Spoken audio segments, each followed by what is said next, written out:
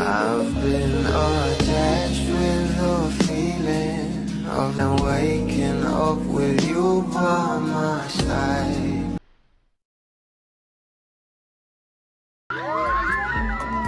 No.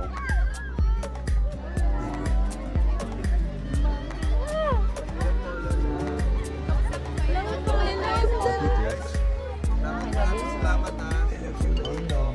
Manood kayo lang tayo sa wakas ha.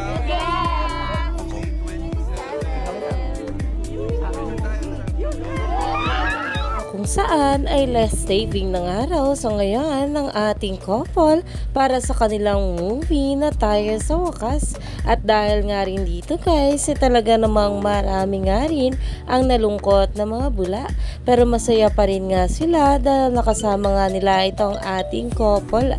At ayon pa nga guys dito, waking up to this, live how accommodating they are with the fans even though they finished late and are probably so tired. Rest well, lovers, before your promo season starts. Hashtag tayo sa wakas. At dito naman ang sabi, you know it's a bit senti and bittersweet when you realize it was their last day of shoot for now. And we will hunt into that till the next time. Iyan na nga ngayon ang pinag-uusapan sa social media.